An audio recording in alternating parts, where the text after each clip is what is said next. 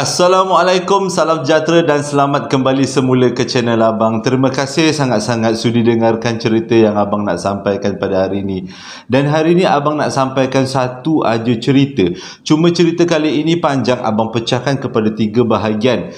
Tapi Abang tak boleh nak beritahu sekarang apa sambungan daripada tapinya. Takut nanti kan bila orang dengar sakit hati je. Tapi ni bukan yang macam cerita hari tu, bukan hantu. Tapi yang ini betul-betul benda yang menyeramkan. Jadi sebelum Abang mulakan cerita, marilah kita sama-sama berdoa. Moga-moga kita semua diberikan rezeki yang melimpah ruah, umur yang panjang, kesihatan yang baik, rajin pula buat ibadah. Amin ya rabbal alamin. Dipermudahkan segala urusan dan diampunkan segala dosa-dosanya, dosa-dosa kita, dan yang paling penting, mana tahu kan Allah nak bagi kita masuk syurga tanpa hisap. Amin. Itu kalau dapat tu alhamdulillah sangat-sangat, tapi kita minta je lah dulu kan. Jadi hari ni ceritanya satu, cuma ceritanya sangat panjang. Cuma sebelum Abang masuk kepada cerita, perasan tak t-shirt yang Abang pakai? Joe si Penglipur Lara. Sebenarnya waktu Abang mula-mula buat t-shirt ada 2 design. Sebenarnya ada 3, tapi yang satu tu Abang reject. Ada 2 design yang Abang reka, lepas tu Abang tak tahu nak jual yang mana satu, dan Abang jual yang mula-mula, yang nak dijadikan cerita. Sebab nak dijadikan cerita tu sangat dekat dengan Abang dan sangat dekat dengan semua. Dan itulah ayat pertama yang Abang gunakan sewaktu Abang mula-mula buat kisah seram. Dan t-shirt kedua, design yang kedua adalah yang ini, Joe si Penglipur Lara. Yang ini Abang design sendiri. Kenapa Abang letak bendera Malaysia? Sebab Abang bangga sangat menjadi anak Malaysia. Sangat bangga. Malaysia, bukan Malaysia, Malaysia. Jadi ini adalah yang kedua. Cumanya yang pertama tu Abang pilih sebab satu dia tulisan warna merah, dan yang kedua sebabnya dia murah, lebih kurang RM19 aja untuk t-shirt lengan pendek. Cuma yang ini mahal sikit dia punya kos. Kalau kira-kira lah pada waktu tu lebih kurang RM50 lah untuk satu t-shirt ni. 49, 48 macam tu lah dia punya kos siap delivery, agak mahal. Tapi kalau siapa-siapa yang nak, boleh aja beritahu dekat adik Abang Amir. Mana-mana yang dah biasa beli t-shirt, tahu kan adik Abang yang nama Amir yang nguruskan t-shirt yang Abang jual. Kalau kata nak buat-buat koleksi, boleh je message ke Amir. Tapi Abang pun tak jangka, sebab yang ini waktu masa mula-mula buat t-shirt tu dah siap print tau. Yang t-shirt yang pertama tu Abang print lebih kurang 100, tapi t-shirt yang ni Abang print 50 sebab mahal sangat. Jadi tak banyak lah dia punya bilangan dia. Abang print dalam pelbagai saiz. Tapi kalau siapa-siapa yang kata nak buat koleksi ke apa, kenangan-kenangan. Cuma yang bestnya yang ni jadi mahal sebab JSPL ni boleh menyala dalam gelap. Jadi sesuai untuk dipakai oleh suami-suami. Jadi kalau siapa-siapa yang nak belikan suami, memang bagus, suruh suami pakai. Nanti kalau suami bergerak daripada katil, kita boleh nampak dalam gelap. Nampak suaminya bergerak nak keluar dari bilik. Itu benda yang bagus lah kan. Tapi kalau suami tak pakai, tiba-tiba perkataan dia bergerak, itu dah maksudnya alam sebelah pakai. Okey. Abang ni memang suka melalut panjang-panjang. Okey, jom kita teruskan dengan cerita yang pertama. Cerita kali ini disampaikan oleh Aina, berlaku pada tahun 2002 dekat Sungai Petani, Kedah. Abang rasa ini dah pertama kali Abang dapat cerita daripada Sungai Petani, tapi cerita dia memang luar biasa. Mulanya macam ni. Aina kata dia kahwin dengan suami dia, kawan-kawan satu kolej dulu, dan suami dia bekerja sebagai seorang ahli perniagaan. Tapi yang lebih tepat lagi, suami dia adalah direct selling punya manager. Jadi dengan kata lain, orang direct selling punya manager ni memang banyak duit lah kan. Jadi pada tahun 2001 ni, ekonomi Aina dengan suami dia memang sangat-sangat kukuh, sampaikan membolehkan diorang ni laki bini dapat beli satu rumah lama, rumah semi-D, satu tingkat dekat kawasan Sungai Petani, Kedah. Dia kata rumah tu dibina lebih kurang tahun 80-an, macam tu lah, pertengahan 80-an ke 90-an macam tu. Dengan kata lain, kat situ rumah lama, dan diorang lelaki bini ni memang terpikat dengan rumah tu sebab rumah tu terletak di hujung taman. Jadi dia kata ni satu taman perumahan, dan taman perumahan tu dihuni oleh tak ramai orang muda. Kebanyakannya orang tua-tua yang duduk dekat taman perumahan tu, termasuklah jiran diorang. Sebab cerita kali ini adalah berkenaan dengan jiran. Jadi bila Aina dengan suami dia tengok-tengok rumah tu, berkenan sangatlah. Sebab diorang ni laki bini ada 3 orang anak yang tengah nak membesar. Masih lagi darjah waktu tu lah waktu 2002 tu, 2002 tu, anak dia darjah 1, darjah tadika, lepas tu baru lahir, macam tu lah. Jadi dia kata beli rumah dalam taman perumahan yang dihuni oleh orang-orang yang dah pencen adalah sesuatu yang menarik, sebabnya kebanyakan daripada orang yang ada dekat situ ingin hidup aman damai. Jadi tak adalah bunyi motor ataupun tak adalah bunyi terlalu bising, budak-budak bising. Dan pula rumah tu terletak dekat hujung taman, sebabnya Aina dengan suami dia berfikir nanti satu hari nanti anak mereka akan kahwin.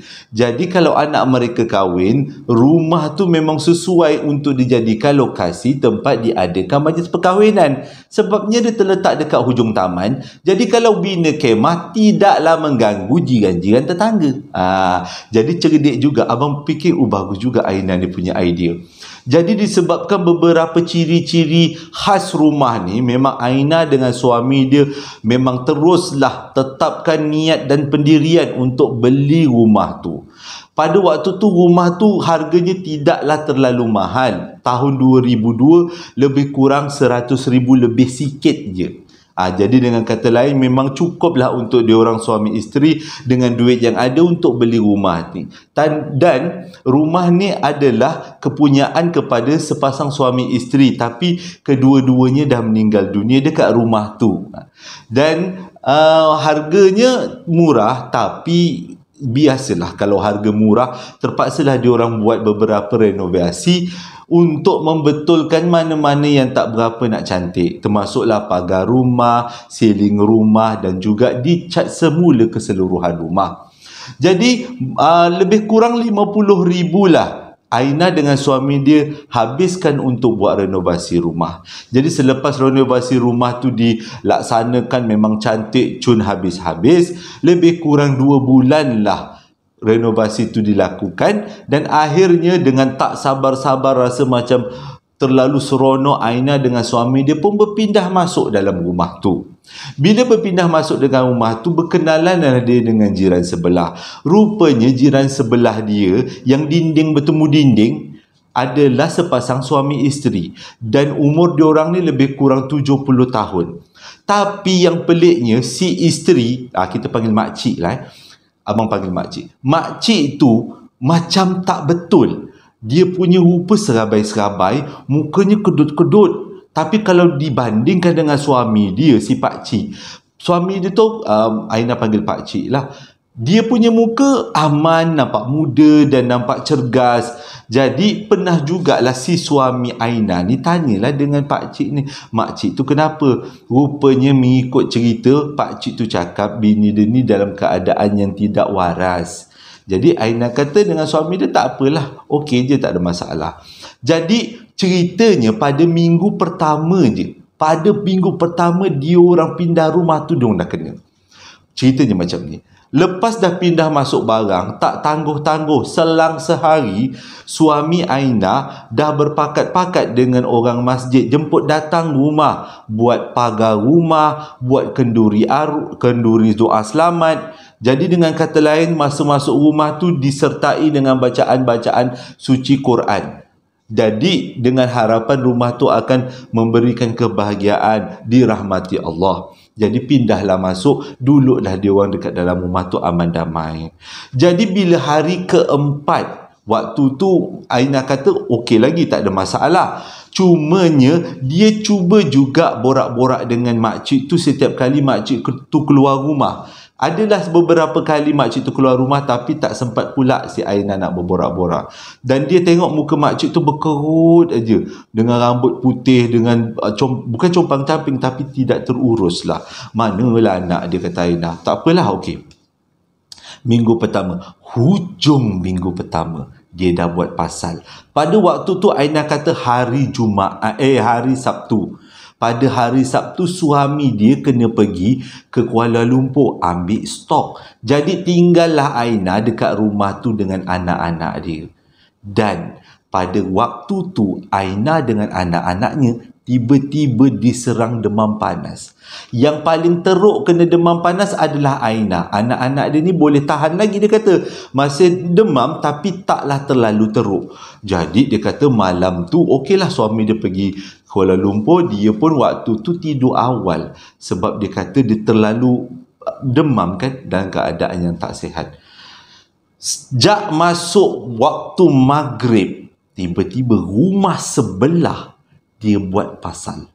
Dia pasang cerita TV kuat nak mati. Sampaikan Aina dengan anak-anak dia terganggu sangat-sangat. Nak jadi cerita pula, bilik tidur rumah Aina ni terletak dekat kawasan depan. Dengan kata lain, memang bersebelahan dengan ruang tamu. Jadi, Aina boleh dengar setiap perbualan yang ada dekat TV jiran sebelah.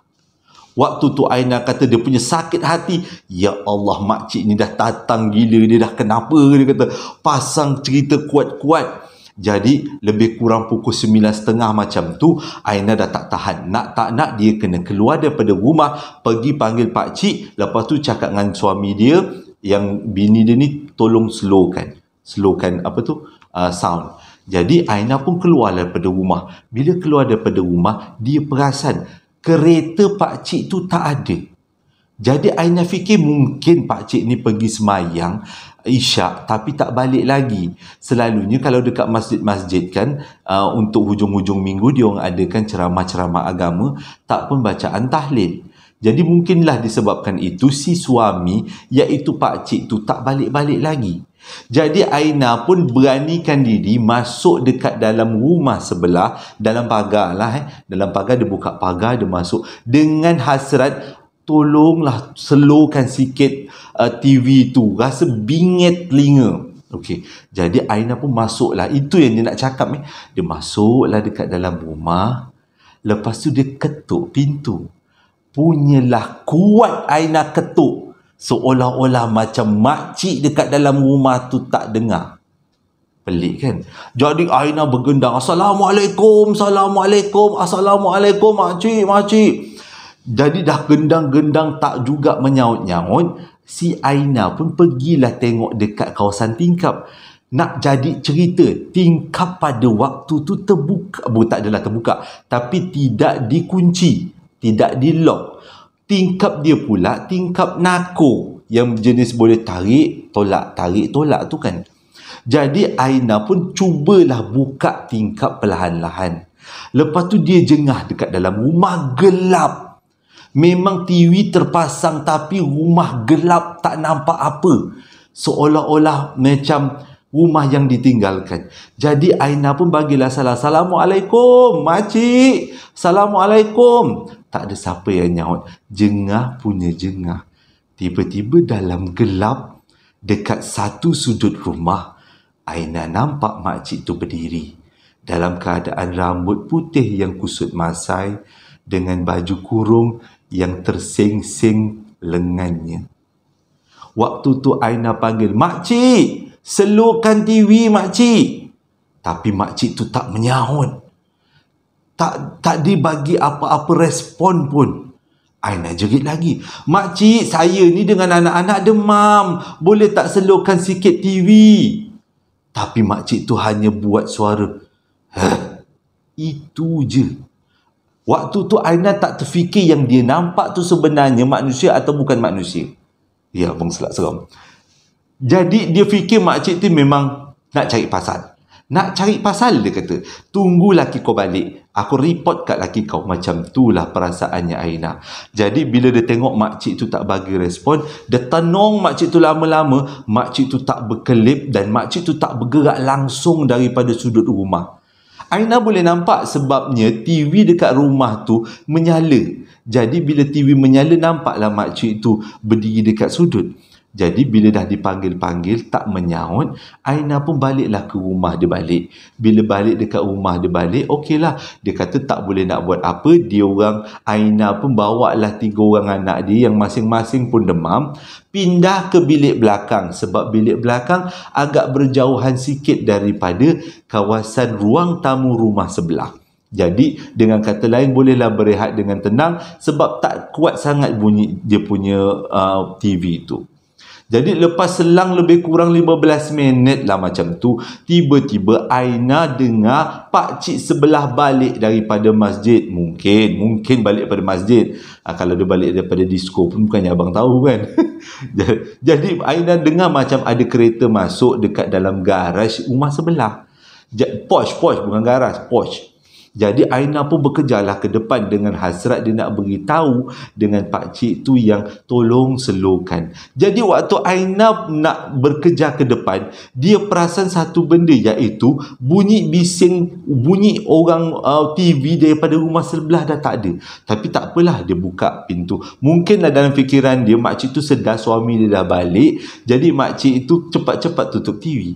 Tapi waktu Aina keluar dan pergi jengah ke rumah sebelah, dia nampak pakcik dengan makcik turun daripada kereta. Dengan kata lain, siapa pula yang Aina nampak dalam rumah gelap-gelap? Jadi waktu tu Aina terfikir dua benda. Sama ada yang dia nampak tu bukan manusia ataupun yang dia nampak tu adalah sedara kepada pakcik tu. Jadi sebelum pakcik tu masuk ke dalam, dia panggil, Pakcik, nak tanya. Boleh tak saya tanya? Kata. Okey, jadi pakcik pun datanglah mendekati Aina. Dia kata, ada apa? Tadi rumah pakcik bising. Anak buah pakcik yang ada dekat dalam rumah tu pasang TV kuat-kuat. Aina cakap macam tu. Pakcik tu pelik. Dia cakap macam ni, mana ada orang lain dalam rumah pakcik? Pakcik dengan bini pakcik je. Itu pun tadi kami keluar sebabnya kami pergi beli makanan. Siapa yang Aina nampak? Waktu tu Aina kata, sudah, aku dah ternampak benda lain. Sah, dia kata, memang bukan manusia, memang bukan makcik tu, itu adalah benda lain. Jadi Aina pun terus sebelum pakcik tu masuk rumah, iaitu pakcik tu masih lagi ada tengah tahap apa dia buat dekat porch kereta, Aina cepat-cepat masuk rumah, kunci rumah dan dia terus pergi kat bilik belakang, tarik selimut. Bila anak-anak tanya, Mama kenapa muka Mama pucat? Dia kata jangan risau. Mama tiba-tiba teringin nak pucat. Macam itulah juga jawapannya. Dia tak naklah takutkan anak dia. Okey, kita sambung untuk bahagian yang kedua. Kalaulah Adi nak dijadikan filem, abang rasa cerita yang abang sampaikan hari ni, pengalaman Aina ni, bukan nama sebenar boleh dijadikan filem. Tapi memang seram lah. Nanti abang cerita sambungan dia. Jadi bila Aina masuk rumah, dia tengok pakcik bunyi bising kat rumah sebelah tu dah tak ada. Jadi bila Aina pun pindah bilik belakang, malas pula si Aina nak pindah ke bilik depan. Sebab dia kata dah alang-alang tidur je lah belakang. Sebab belakang pun dia kata ada katil besar, cukup untuk dia dengan anak-anak dia. Jadi dia orang ni tidurlah satu katil, Aina dengan anak-anak. Jadi lebih kurang pukul 1 pagi macam tu, sebab waktu tu Aina terdengar macam bising lah dekat rumah sebelah. Bukan bising tapi macam ada orang berkejar-kejar, macam orang buka pintu, gegar pintu, agak kalang kabut lah rumah sebelah. Jadi Aina pun terbangun lebih kurang pukul 1 lebih macam tu. Jadi Aina pun segera pergi ke depan nak tengok apa yang berlaku. Tapi yang Aina nampak adalah si pakcik dokong makcik, bukan dokong lah, papah lah. Si pakcik dokong makcik, papah makcik masuk dekat dalam kereta. Dan seolah-olah macam makcik dalam keadaan yang tak berapa nak sihat. Jadi Aina pun tengok je lah apa yang pakcik tu buat. Dia, papah isteri dia masuk dalam kereta. Lepas tu dia buka pagar dan pakcik tu berlalu pergi dalam keadaan yang gelap. Tapi Aina nampak apa yang berlaku. Jadi Aina pun diam je lah, tengok je lah pakcik tu berlalu pergi. Dan dia punya pintu pagar pun tak sempat nak tutup. Waktu tu memang betul-betul pukul 1 lebih. Jadi bila dah macam tu, Aina pun nak baliklah ke bilik dia ke belakang. Waktu dia nak balik bilik ke belakang, tiba-tiba rumah sebelah pasang lagu Siam. Macam orang Siam menyanyi, tapi bukan lagu moden, lagu-lagu klasik Siam. Waktu tu Aina tak tahulah dia nak cakap sama ada yang dia dengar tu atau dia dengar tu betul-betul daripada rumah sebelah. Dia pun tak tahu nak cakap, dia kata apa benda sebenarnya, tapi yang dia dengar adalah lagu Siam. Terus dia teringat muka yang dia nampak tadi, yang dia nampak awal malam tadi. Cepat-cepat dia berlari masuk dekat dalam bilik belakang, kunci pintu. Lepas tu dia rasa waktu tu dia betul-betul takut. Yang dia ingat adalah nak telefon suami dia. Sebab suami dia ada telefon, ada handphone. Dia tak ada handphone. Tahun 2002, handphone pun tak banyak pada waktu tu kan. Jadi dia kata dia ikut hati nak sangat telefon suami dia. Tolonglah, sebab dengar suara suami pun dah memberi kekuatan pada dia kan. Tapi masalah paling besar ialah rumah dia hanya ada telefon telekom yang duduknya dekat ruang tamu. Takkanlah dia kata tak kuat hati dia nak pergi ruang tamu, lepas tu nak telefon kan, tak pasal-pasal nak telefon suami orang lain yang jawab, maksudnya makhluk lain. Jadi dia pun bertahan malam tu dengar rumah sebelah macam tu lah agaknya dia punya rentak lagu Siam klasik, lagu Thailand klasik. Sepanjang malam dia dengar lagu yang sama, tapi dia buat bodoh je. Mujurlah, dia kata anak-anak tak terganggu. Dia tengok anak-anak dia semua tidur. Agaknya budak-budak demam, memang kepenatan kan. Jadi dia pun teruslah tidur. Dia kata dalam keadaan yang dia susah juga nak tidur. Tapi akhirnya dia berjaya sebab dia demam pada waktu tu pula. Pada masa yang sama dia telan Panadol. Jadi mungkin Panadol tu membantu untuk dia tidur. Sedar-sedar dah subuh, dia kata. Bila subuh, bunyi muzik kat rumah sebelah tu dah tak ada. Bunyi lagu Siam tu dah tak ada. Jadi dia pun tengok keadaan anak-anak dia dah tak demam lagi. Orang kita kata dah kebah demam. Alhamdulillah, dia kata dia pun bangun sembahyang subuh dan dia pun bersiap-siaplah buat sarapan untuk anak dia. Persediaan seorang isteri kan. Dan hari tu juga suami dia nak balik. Tapi dia tunggu je lah. Kemas-kemas rumah, masak-masak, kemas-kemas, apa buat apa yang patut. Lebih kurang pukul 10 pagi, tiba-tiba dia dengar dekat rumah sebelah bising. Tapi kali ni bukan bising bunyi orang pasang lagu Siam, tapi macam ramai aja orang. Jadi dia pun berkejarlah ke depan. Aina tengok kat depan. Rupanya ada 4-5-6 orang datang masuk ke dalam rumah dan semuanya macam dalam keadaan yang sugul. Jadi Aina dia pun keluar daripada rumah, tanyalah apa yang berlaku.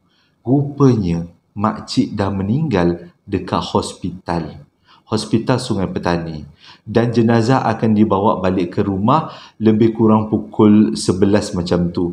Dan diorang ni adalah terdiri daripada anak dia dan anak-anak buah serta saudara mara datang ke rumah tu untuk membersihkan rumah. Jadi Aina pun inilah peluangnya, dia nak masuk dekat dalam rumah tu. Dia nak tengok sendiri apa yang ada dalam rumah tu. Dia tengok anak-anak dia masih lagi tidur. Okey, dia biarkan anak dia tidur. Dia pun bersiap-siap pergi rumah sebelah rumah pakcik dengan makcik tu. Terkejut gila. Sebabnya rumah tu okey, cuma agak bersepah. Yang jadi terkejutnya adalah setiap sudut daripada rumah tu ada bungkusan kain kuning. Sempat juga Aina tanya dengan keluarga dia, ni apa, dia kata. Sebenarnya keluarga dia, anak dia pun sendiri tak tahu, dia kata. Cuma anak dia ada yang cakap ini semua adalah kepunyaan mak dia. Tapi diorang sendiri tak berani nak usik. Sebab dia kata ini mak dia punya. Dan mak dia sangat marah kalau diusik-usik benda ni waktu diorang tinggal dekat situ. Tapi tengok daripada gaya, ialah bila orang meninggal kan kita kena bawa keluar tilam, bantal, bersih-bersihkan rumah. Jadi tepi-tepikan sofa. Tapi tengok gaya saudara mara yang datang dan anak dia waktu kemas rumah tu, masing-masing mata melilau. Pandang kiri, pandang kanan. Seolah-olah macam memerhatikan sesuatu. Jadi, Aina pun tanyalah, kenapa, ada apa-apa dekat kat rumah ni? Lepas tu, anak dia tak nak beritahu. Anak dia cakap, tak ada apa-apa. Cumanya, saudara daripada salah seorang yang ada dalam tu, cuit Aina. Rumah ni berhantu. Hati-hati. Itu je dia cakap. Jadi tahulah Aina, malam tadi dia nampak ada orang berdiri dekat sudut rumah dan itu bukan manusia, itu adalah makhluk alam sebelah. Jadi Aina pun tolonglah saudara mara ni sebagai seorang jiran, sebagai seorang Muslim, tolong kemas-kemas bersihkan rumah dan bawa keluar tilam. Dan tak lama lepas tu jenazah pun datang sampai. Jadi Aina tengok semua prosesnya. Sebabnya dia tahu anak dia belum bangun, anak dia dalam keadaan yang tak berapa nak sihat walaupun dah kebah. Jadi dia jangka-jangka lebih kurang pukul 12 lah anak dia bangun macam tu. Budak-budak kan. Jadi lebih kurang pukul 11 jenazah sampai. Bila jenazah sampai, Aina rasa macam nak terpecah perut. Bila dia tengok waktu nak ganti kain penutup jenazah, muka makcik tu tenganga mulutnya, matanya terbeliak. Hey, dia kata, dan wajahnya sebiji sebulat dengan apa yang dia nampak malam tadi. Jadi Aina pun lepas dah macam tu istighfar dia, astagfirullahalazim, takut dia kata. Jadi dia pun dah tak ada apa nak ditolongkan, saudara mara pun dah ramai, dia kata tak ada hati pula dia nak baca Yasin. Kan kalau baca Yasin tiba-tiba makcik tu bangun, dengan dia lah duk terajang makcik tu kata. Jadi Aina pun pergi balik rumah dia. Bila balik rumah dia, tengok anak-anak dia pun dah bangun, dia pun sarapan.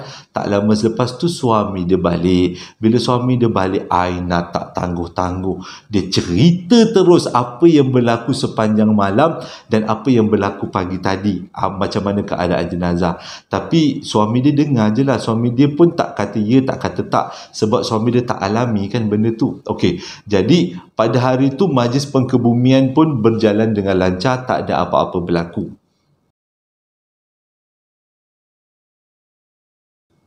Majlis pengkebumian berjalan dengan lancar dan Aina ingat itu adalah penutupnya. Tak, itu hanyalah baru permulaannya. Nanti abang ceritakan, abang sambung. Okay? Jadi dia kata suami pun dah balik. Dia kata dia aman damai. Dan selama 3 hari majlis tahlil arwah diadakan dekat rumah tu. Ramailah saudara mara yang datang. Aina pun datang dengan suami dia, nolong-nolong, turun tangan, orang cakap bantu-bantu apa yang perlu. Jadi bila dah habis majlis tahlil tu 3 hari 3 malam, dan pada hari yang keempat tiba-tiba Aina nampak pada pagi tu sedang dia sapu-sapu halaman rumah depan, dia nampak pakcik tu dengan anak dia tengah bersiap-siap. Jadi Aina tanyalah ke mana pakcik nak pergi. Rupanya pakcik cakap dia nak duduk dengan rumah anak dia. Dia kata dia tak boleh duduk rumah tu sebab dia teringat arwah arwah isteri dia. Jadi dia ikutlah rumah anak dia. Pada waktu tu Aina rasa macam Allahu Akbar, dah pula pakcik nak duduk rumah anak dia. Habis dah macam mana ni kan. Jadi Aina pun masuk dalam rumah. Dia pergi tahu dengan suami dia. Suami pun dah berjaga waktu tu. Anak-anak je masih tidur. Dia beritahu. Dia cakap dengan suami dia yang pakcik tu nak duduk rumah anak dia.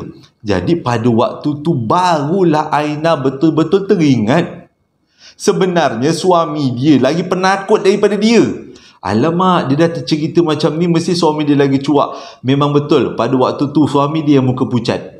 Lepas tu suami dia yang gelabah. Kita nak buat apa? Kita nak pindah ke mana? Nak pergi rumah mak saya ke? Sebabnya rumah mak bapak Aina tak berapa, mak bapak Aina lah, mak bapak mertua Aina lah, tu mak bapak suami dia ni tak jauh sangat daripada taman perumahan dan rumah dia orang ni, tak jauh sangat. Jadi Aina kata relax, jangan buat apa-apa dulu, tak ada perlu nak takutkan sebab kita tak alami apa-apa. Cuma peristiwa yang dulu kita takut berulang lagi lah, itu je lah, kita ambil langkah berjaga-jaga.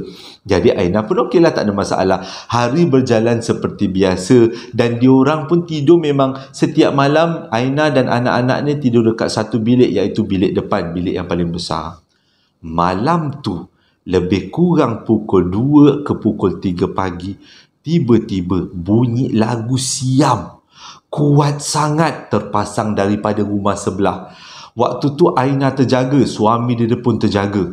Dah masing-masing nak buat macam mana ni? Memang kuat sangat. Dahlah dia orang punya bilik tu bersebelahan dengan ruang tamu rumah sebelah.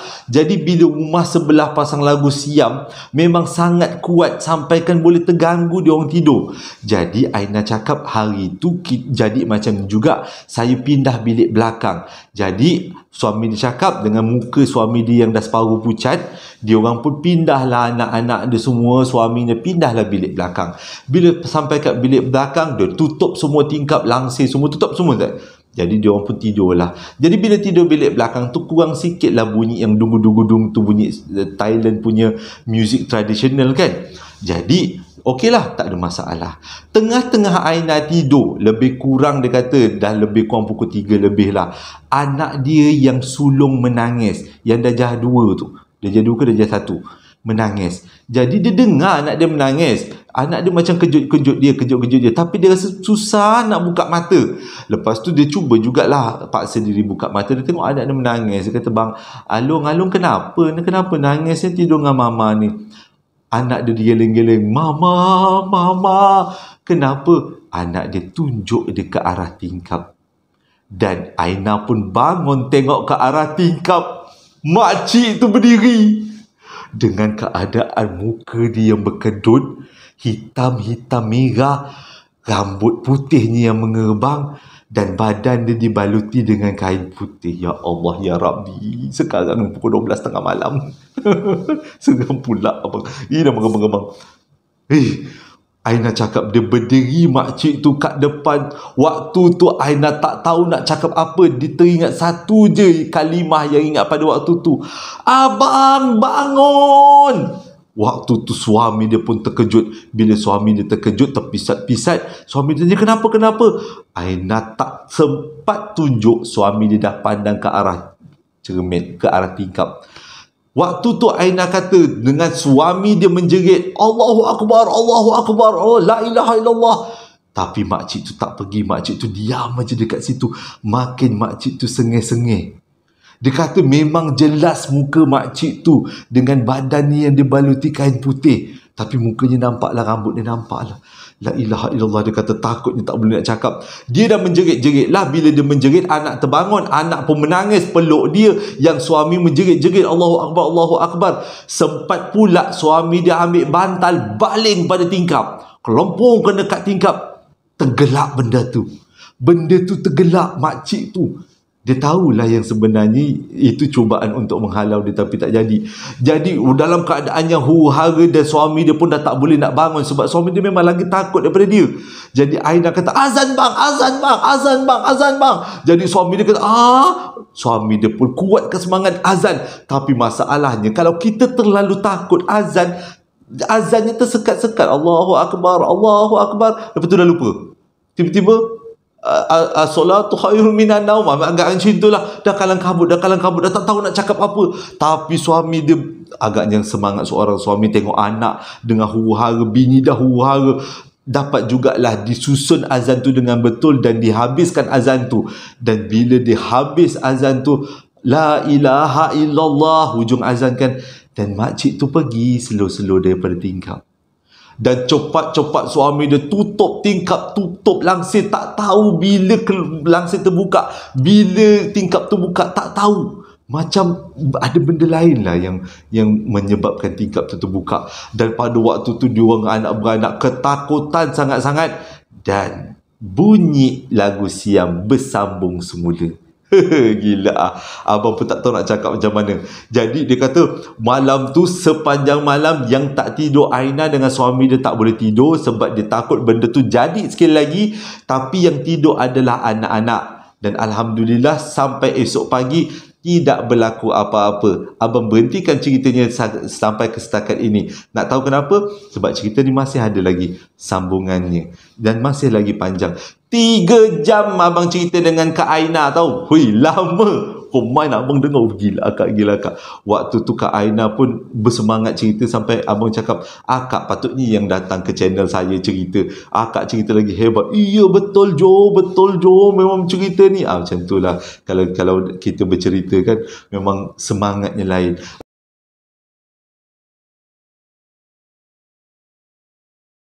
Terima kasih sangat-sangat dah menonton video abang daripada mula sampai habis. Dan sebenarnya cerita ni masih lagi ada sambungannya.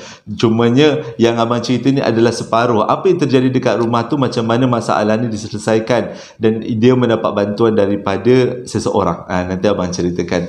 Dan bila dengar dia punya penamat dia macam tu, abang rasa macam lega lah. Cumanya membeli rumah, kita punya rumah memang kita tahu, kita dah baca ayatul kursi, kita dah solat, kita dah mengaji apa kan, tapi kita tak tahu kadang-kadang jiran kita pun memberi impak yang sesuatu yang menyebabkan kita huru hari hidupnya kan. Terima kasih sangat-sangat dah menonton video abang daripada mula sampai habis. Terima kasih juga dah yang membeli baju nak dijadikan cerita, sambal lara abang dan juga perapan sate. Abang minta maaf sangat-sangat kalau ada kekurangan-kekurangan dalam apa yang abang jual. Cuma dalam untuk hari ini abang cuba nak bagi, bukanlah nak bagi tahu, takut nanti kalau ada yang bertanya ini adalah baju yang sepatutnya keluar salah satu dengan baju nak dijadikan cerita. Bukan nak jual pun bukan nak jual, tapi masih ada lagi dalam stok yang pernah abang printkan kan, printing. Jadi kalau siapa-siapa nak bolehlah tanya dengan Amir adik abang. Okey, itu aja. Nanti abang buatkan sambungannya untuk cerita yang bahagian yang kedua, cerita tentang jiran. Terima kasih dah menonton video abang daripada mula sampai habis. Hingga berjumpa lagi dalam posting abang yang akan datang. Assalamualaikum warahmatullahi wabarakatuh.